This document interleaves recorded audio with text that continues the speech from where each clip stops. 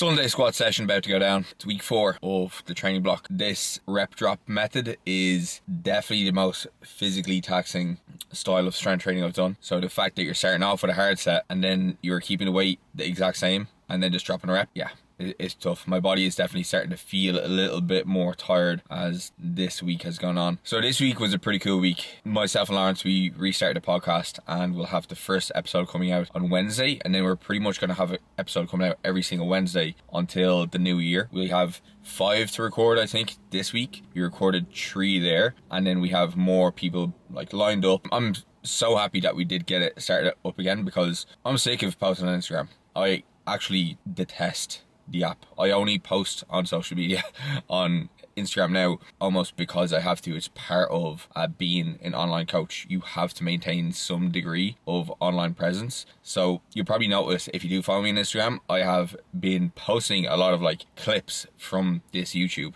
And I'm going to be posting a lot of clips from the podcast over the coming few weeks and months as well. And the reason for that being is if I think about who I follow, who I enjoy their content, who I would even think about, oh, I want to be coached by that person, or people that I feel like I can really resonate in the fitness industry, they're not people I follow on Instagram. Well, I do follow them on Instagram, but I didn't get to that place with relationship you have formed with these online entities through their Instagram. It's been mainly through watching long form content, watching the likes of YouTube, listening to podcasts. That is when you can create these weird kind of bonds that you feel like you know somebody and you feel like you understand them and you feel like they almost understand you. Instagram is just not really for that anymore. Instagram is for really, really short 30 to 90 second bites of information. And if you can't make your content in a way that is going to suit somebody who has an attention span of 5 seconds, it's very difficult to have that platform grow. And you can see that with a lot of the people in the industry who are taking off in regards to their followings, right? They are creating this almost clickbaity type content. And that's just not me. I just don't have the creative capacity to make that type of content. And that's fine. I just have to play to my strengths and understand what my capabilities are. And if anything, in the last few weeks, I'd say Instagram for me has definitely become more of a stressor. I have to remember, and I think a lot of people have to remember, if you are working in the fitness industry, your job first and foremost is a coach. The majority of your time and energy should be spent in helping your clients. It should be aided in improving your knowledge to help your clients or improving your services. Marketing, unfortunately, nowadays has to make up a huge proportion of what you do as a coach. And if you focus the majority of your time building content and making content, you are going to have a fantastic marketing department, but the product is not going to be as good as it could potentially be. I'm making a lot of these YouTubes a lot more regularly now because it is low effort for me. I talk to a camera, I record myself training, I share some hopefully insightful insights and pieces of wisdom that maybe I've gleaned from the last few years of training and improving my own physique. Starting a podcast up now with Lawrence, and it means for me to educate myself and as a result to improve my business, and it's going to serve as another part of my kind of marketing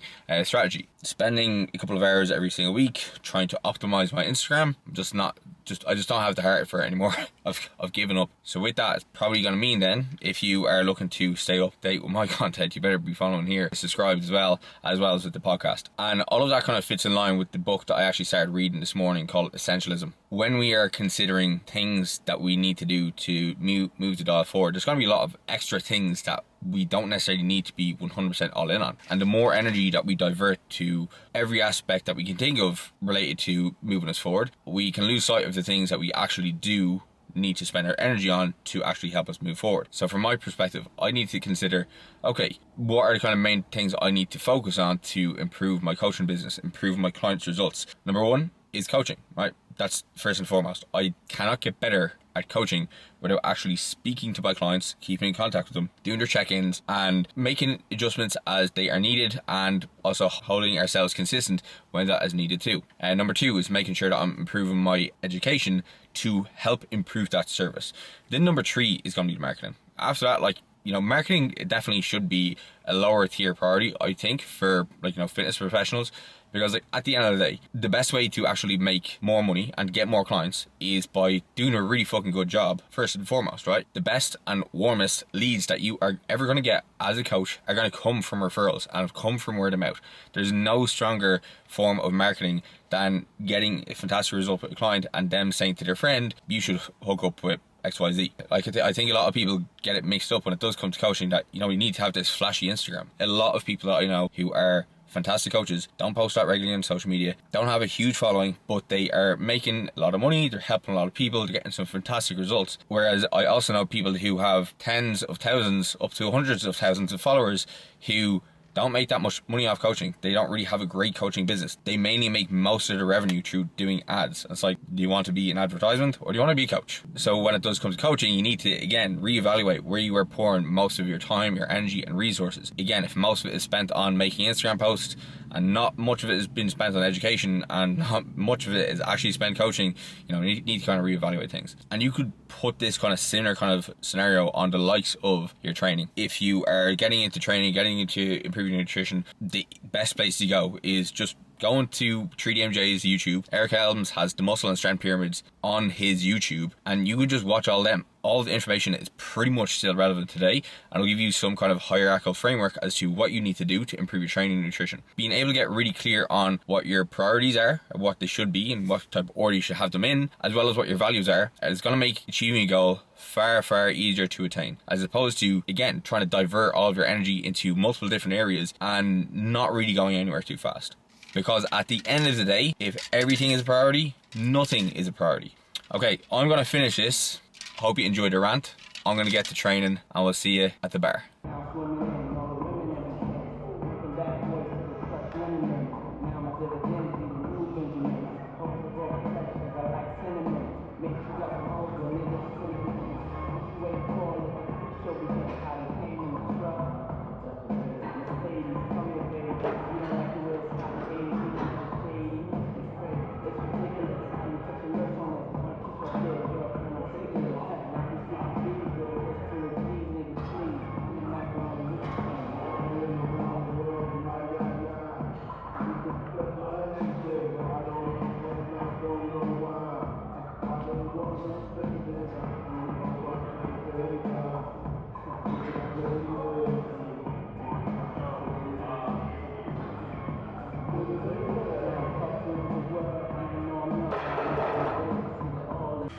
I think that could have been an overshoot.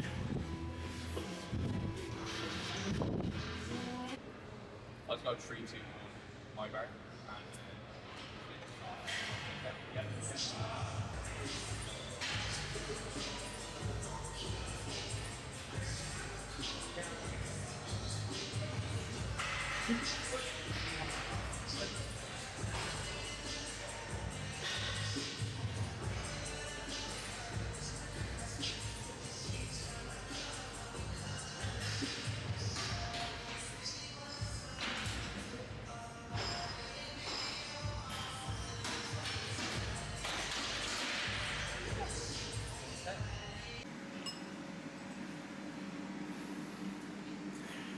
Got that optimal post-workout pizza.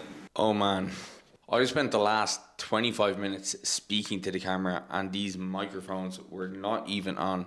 Very frustrating. However, you know what? When shit like this happens, it's always an opportunity to do it better. This video has turned into a little bit of like a day in the life. And even though it is Sunday, today is still pretty much a reflection of what my day looks like all the time. And one thing you have to understand is your day is a reflection of your life. Today, Sunday, but still a pretty typical day of what I will do every single day. Wake up around 6, have my coffee, do a bit of reading, come in here, do some work, even on a Sunday, go out for a walk, breakfast, train. I did a little bit of leisure time now after training today because the rugby was on, almost gave me a heart attack. And now I am back in the office, about to do some work, about to do some programming. If you are self-employed, there is always work that you can be doing, and it's kind of just an unfortunate reality. However, it's not actually an unfortunate reality, it's a fortunate reality. Okay, I chose to do this. Like, I enjoy doing programming for clients, I enjoy getting stuff ready for the likes of the podcast coming out. over the course of a few weeks. I enjoy getting my content ready for the weeks to help people, because ultimately they're things that bring me a lot of fulfillment, and I worked very hard to get to a position where I can do this. And it's not like I am working in a 9 to 5 job, which I don't enjoy, and somebody's making me do the work. I'm choosing to do the work. And that is something that you have to get okay with if you are looking to get into the coaching space. You are probably going to be doing way more work than you think you will initially, especially if you're looking to get into online coaching and you just expect your life to be like working on a beach with a laptop and drinking cocktails. I don't really think anybody actually does that in terms of like good online coaches, especially if you're into powerlifting and bodybuilding. You probably want to be in an environment that is conducive towards that, and you're probably not going to be doing a heap of traveling, because that will just really disrupt your bodybuilding, right? Now, the coaching life, while it is an enjoyable one, it is probably not the life that people may expect when they are getting into it initially. Getting into coaching can be quite difficult. So personally, I have no formal education in nutrition, in strength and conditioning, or physio. All of it essentially is self-taught through either utilizing the internet or through utilizing different courses. I did a marketing degree. You don't need to have formal education to do well in the industry. What you need to have is a desire to help people and to be able to persist, because it can be something that takes a decent amount of time for you before you are making enough money to consider to be like a viable income that's going to be able to support your actual general lifestyle, but then as well have like disposable income to do fun things, right? Because like ultimately at the end of the day, while you could be working a job that you really enjoy, you probably want to do some fun things on the side too, right? You probably want to go travel, you probably want to go on holidays, you probably want to do just some general stuff. Maybe you want to buy a house. You can't buy a house if you're earning below the minimum wage. So when it does come to coaching, like my journey into coaching, and I probably do a whole video on how I got started. When it does come to taking off in coaching, it is really a case of making sure that you are creating opportunities for yourself and not just like waiting for them to come to you. When I started off, I thought that I was going to be working with elite athletes and the exact people that I wanted from day one. As soon as I got my PT cert, put out there on my Instagram, hey guys, take on some clients. And you know what happened? I think over the course of like maybe 2 months, I got one client. Yeah, not really what I was expecting, because I'd already been posting on social media. I'd been posting pictures of myself with my top off. Why weren't people going to me? The online coaching market is a rather saturated one. However, you can make a pretty good living from it. You can have a really fulfilling career in it if you are passionate about it, right? If you are in it just to make money, you're probably not going to last very long. The average life cycle of a PT is around 2 to 3 years, right?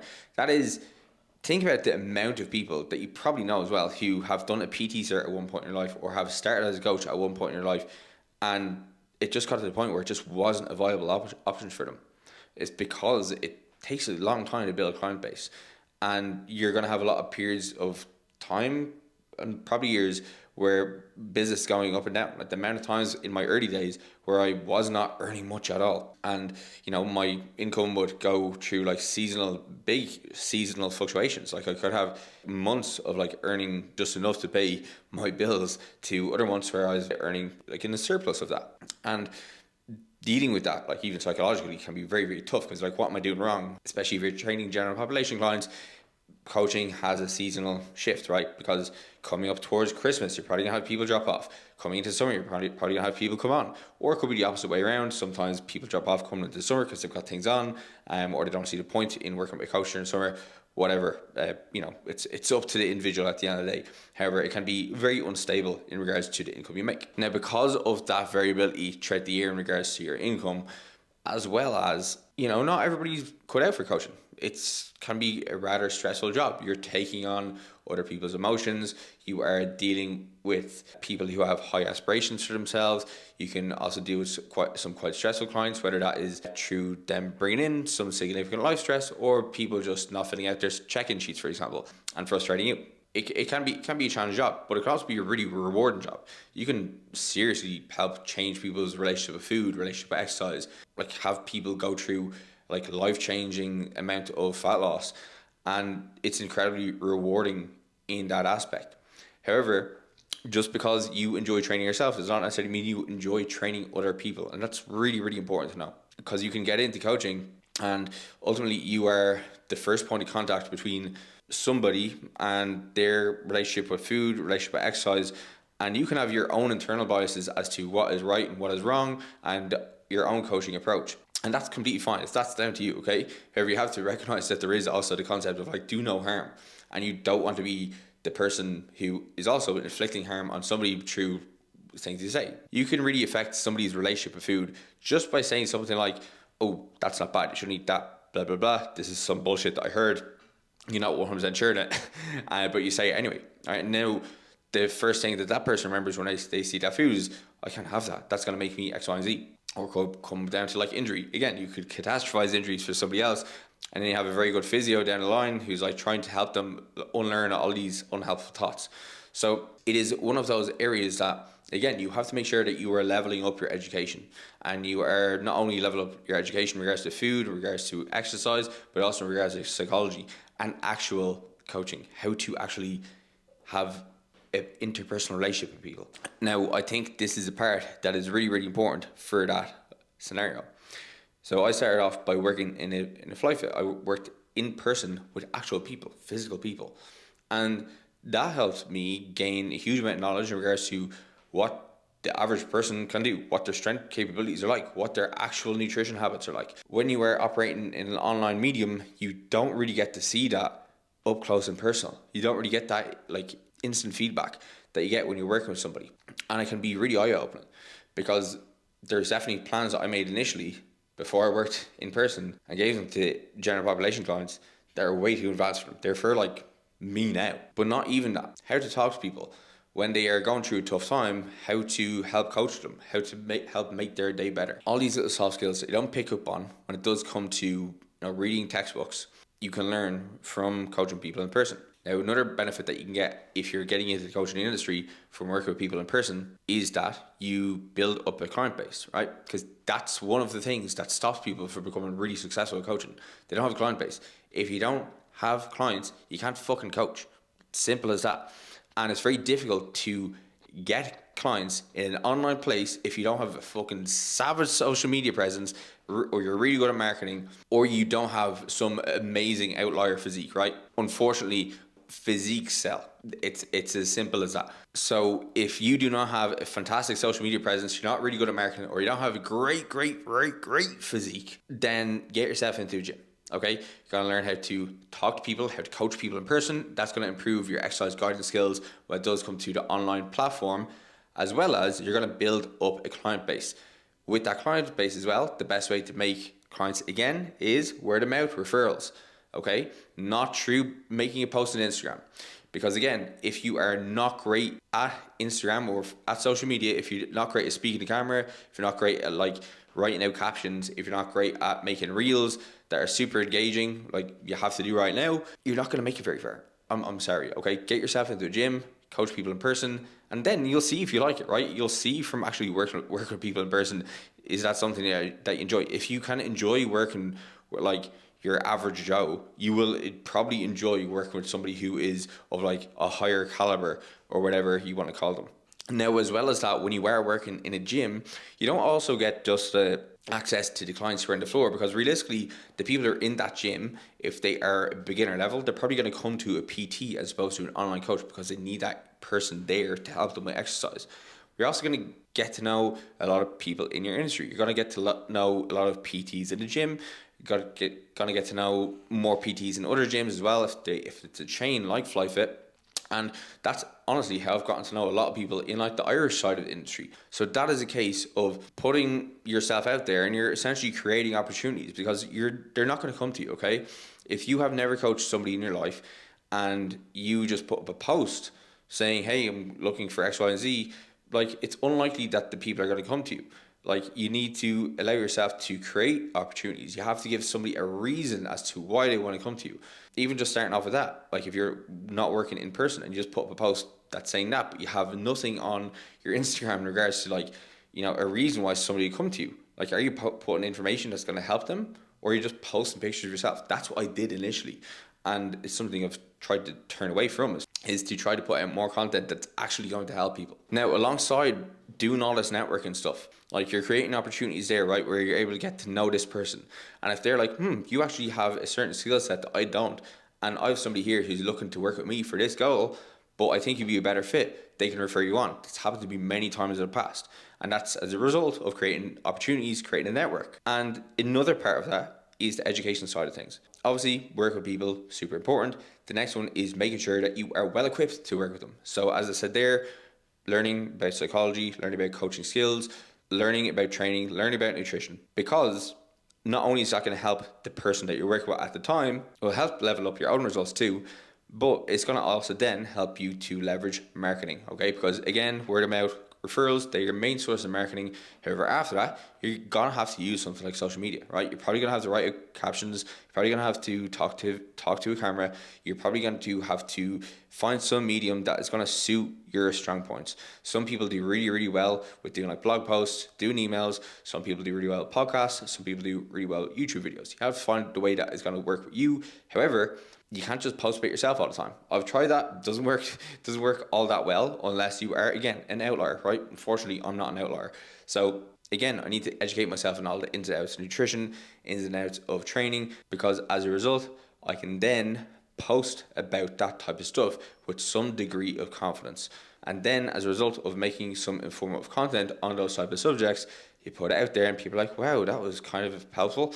And they might then say, I wouldn't mind if that guy coached me one day. So it's all about putting yourself in these kind of scenarios and not necessarily, again, waiting for these great things to happen to you, because you, again, have to create the opportunities. You do have to do the work. And that's something I'm trying to put myself into more of those situations again and again and again. One of the reasons that we came over here in Canada is so that we could put ourselves in an environment that's going to be very conducive for a bodybuilding, as well as network with people who are higher up in the industry. One of the things that we're doing with the podcast at the moment is that we are creating the opportunities to speak to these people that we never really would have. Like, I don't have Alberto Nunez DMing me saying, hey Shane, do you want to hop on a podcast with me? It's not happening, because I'm not in a position of authority or position of interest even. So I need to kind of make those opportunities happen. I want to learn from them. And as a result, I can artificially get myself to a point of authority in the industry. And then as a result, people are like, hey, wouldn't mind getting coached by him, because they hear my voice all the time. Similar to maybe if you're actually still watching this video, you might be like, you might be kind of interested in me, who knows? However, none of this comes without the expense of potentially putting stuff out there that is not going to go down with people, that's not going to catch on, that you could consider to be a failure. And that's completely okay, because it's better to, again, to try and fail than to never try at all. It's the kind of old adage, right? But if you continue to persist, you continue to create these opportunities for yourself, things are going to happen. The exact same with coaching. If you persist, if you continue to try to work on yourself, work with your clients, getting better results, work on making better content over time, you're going to do better. You're going to be in the industry longer. You're going to make a bigger impact with people's lives, and you are going to be able to create a life that you're pretty fucking happy with. Like, I'm trying my best to do at the moment. Whew. Anyway, that was a bit of a rant. So I am actually going to now, after all of that, do the programs I came in here to do like fucking 40 minutes ago. And then I'm going to go for a walk. Programming out of the way, and now I am just taking off some steps. So still going out for maybe 1 or 2 walks a day, keeping the activity up. Typically I'll do this before dinner. Now, to follow on from what we were discussing earlier, now one thing that people who are getting into the fitness industry as coaches need to be really good at is planning and organizing your time. It is very easy to let the days go away from you and completely have everything fall apart. And when I say fall apart, I mean, there are certain things that you do definitely want to keep on top of. So one of them is your own training, okay? If you only prioritize your clients' training and all you do is sessions with them, you are going to fall out of interest with your own kind of goals, and you will not have anything to relate with your clients on. Me actually engaging in training and me actually working towards my own goals helps me serve my clients better, because I have struggles which I face and have to work through. Because when I'm squatting in a gym, I am thinking, that's an interesting cue that I could use for a client. That could be a useful piece of information that I could use for a content. you need to still have skin in the game. It's really, really important. So make sure that when you are planning out your day, that you plan in your training. Also, make sure to plan in times when you eat. Also, very important. How many fitness professionals say, oh, I can't get my gaining calories in. Oh, I keep missing meals. I'm really hungry, so I end up binging and not sticking to my deficit calories or whatever. A lot of PTs, a lot of coaches have really shitty eating habits, and 9 times out of 10, it comes down to they have not planned their nutrition. They spend all this time planning their clients' nutrition, but they're not planning their own, you know? So either get a coach or just whip out your diary and map out when you're gonna have your meals. Fit it into your schedule. If it's in your schedule, if it's in your diary, it's gonna happen. Number 3 is to make sure you plan in some time through the week. Doesn't have to be every single day, but to learn something new, improve your knowledge, recap some things you've learned in the past, right? There's so little that is new in fitness, in training, in getting stronger, in building muscle. However, just because you learn how a muscle contracts once does not necessarily mean that is the only time you learn it. You are going to learn more through repetition. The amount of times I have learned about like force angles, fucking just general biomechanics, general nutrition, and over time I get better understanding it. I get better at creating analogies for clients that they can understand a little bit better. And because I have a better understanding, they get a better understanding and they get better results. And then final thing is make sure to actually make time to make some content, right? Because that's going to be your marketing, and that's where you can leverage the information that you've learned across the week from the time you spent studying. And that's again where you can leverage the fact that you know more than other people, or hopefully know more than other people, and you can stand out, and as a result you can get more clients. So I'm back from my walk, and I just want to wrap up that point there. But at the moment, if you are somebody who is saying that you don't have time to make content or to learn or to do all this other stuff that's not related to like your client work, is like do out like a pie chart, right? In one pie chart, put in what you are currently spending all your time on, and factor in the likes of Netflix, scrolling on your phone, playing PlayStation, or whatever your like vice or kind of leisure activities are. And then in another circle, make another pie chart of how you would like your day to look. And you want to gradually get over to that side of like the ideal day. And you can do that pretty much through planning. Get a diary, use Google Calendar, use Google Tasks. That's personally what I do every morning. I wake up, put in all my tasks for the day. I'm going to plan out things by the hours or hour blocks. And that's enough for me to kind of keep on track. You can do this across the week as well. If you don't have the ability to do it every single day, it can give you a nice overview of the week. Now, it doesn't have to be something that you stick to extremely rigidly. It is just to give you an insight as to what you could be doing at each hour of the day that's going to be productive towards the overall goal. Generally, the I don't have enough time is just I have not planned effectively enough to do the things I want. The old kind of saying is we all have 24 hours in a day. Some of us are just more effective at using the time. I'm not saying I'm perfect. Emma is far more effective than I am, so she should be giving this advice. But you do need to be semi-decent at it if you want to make progress as an online coach, if you want to improve your physique, improve your strength training, whatever it may be. Planning is absolutely essential because without it, nothing else is really going to happen. Anyway, it is now 7:10. I'm going to eat and then I'm going to chill. Wrapping up this day with a nice egg fried rice and chicken thighs, as well as a podcast. A very ranty video, but I hope you did enjoy it. Hope you did pick up something from my rants. Only other thing I have to do before I wrap up this day is just check in with my coach, so just upload my training videos and then just give a summary of how this week has went. Other than that, that's my Sunday. So yeah, that's a day in the life of myself. If you did enjoy, like the video, subscribe, and we'll catch you in the next one.